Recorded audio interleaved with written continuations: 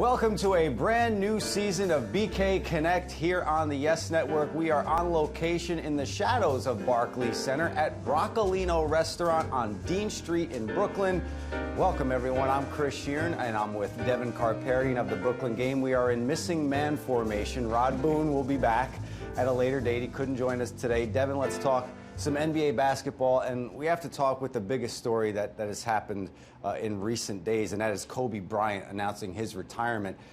Just an end of an era, end of a generation for a lot of fans. What does his legacy not only mean to the Lakers, but the NBA? Well, I mean, first of all, I think the important thing to note for him is that it's time. You know, he's at a point in his career where, you know, he's come back from 3 season-ending surgeries. And I think when we look back on it, we'll look at it like that. Like, he tried very hard to do his best to come back, and it just wasn't there. As far as his legacy, I mean, everybody has talked about it. You're talking about 5 championship rings, over 30,000 points. He may not have ever been the greatest player at any given point in his career, but he's one of those great players that the NBA will remember. Yeah, and one star starts to fade out, and another star starts to come into play, and that was Steph Curry and the Golden State Warriors in a big way. Last year they win the title.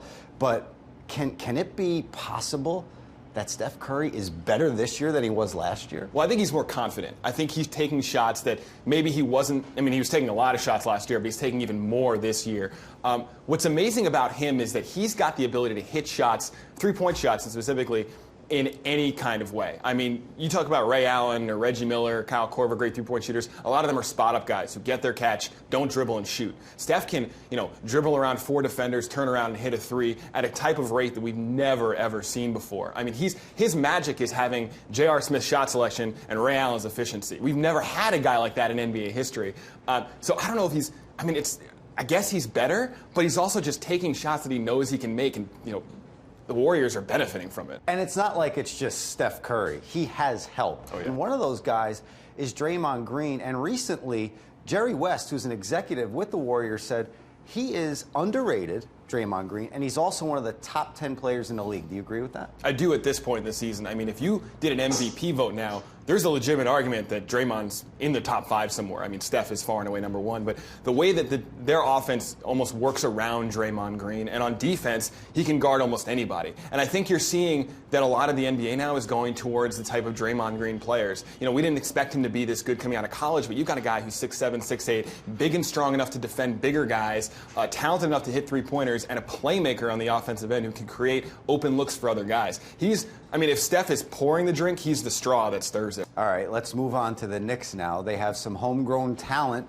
Kristaps Porzingis. Devin, everybody wants to nickname this kid, but what are your thoughts on that? He doesn't need a nickname. His name is Kristaps Porzingis. You can't get better than Kristaps Porzingis. I mean, his name, he's on the All-NBA first team of guys whose names sound like you're beatboxing as you're saying it. It's incredible. Do you think he's the real deal? Yeah, actually, I do think he's the real deal. In all seriousness, he's a unicorn. We've never really seen a player like him before. There's a lot of comparisons to Dirk or on the wrong end, Sean Bradley, guys who are very long and lean. But he's a guy who's 7'3", who's long, who has the ability to potentially protect the rim like Rudy Gobert and shoot from 3 like a stretch 4 or a stretch 5. We don't really have players like that in the NBA now. And if he fulfills his potential, there's a chance for him to transform the game in that sense, where executives are going to start looking for long guys who can shoot from outside. The rest of this rookie class that you've seen, it's a great rookie class. Porzingis is just the tip of the iceberg when we're talking about this rookie class. So who else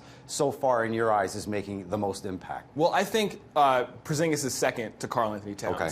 He's another guy who's 7 feet tall and can shoot from outside. And what you see with Towns, I think, a lot is that he's defending at a much higher level than I think most people anticipated, even given that he was the number 1 pick. He's already very smart and very active on the defensive end. Beyond that, there's just a lot of great all-around players who do a bunch of different things.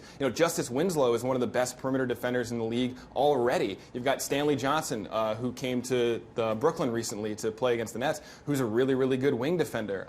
D'Angelo Russell hasn't necessarily gotten there yet, but he's making a couple of moves every game that you see, like in a few years, he's got the type of game that will last. I mean, it's a really strong rookie class. And we'd be remiss if we didn't bring up one of the Nets rookies who's making an immediate impact for Lionel Hollins and his club, and that's Hollis-Jefferson. Made his way into the starting lineup, and Devin, he's a stealing machine. He's your shooting guard. He doesn't really put up a lot of points, but he fills up the stat sheet in other areas. Yeah, he does a little bit of everything. You know, he's kind of like, and I don't want to make this comparison because it's a little too far, but he's kind of like Andre Kirilenko in the sense that he does a little bit of everything that you want out of that style. He's the best wing defender on this team already, which is incredible for a 20-year-old kid just coming out of the league.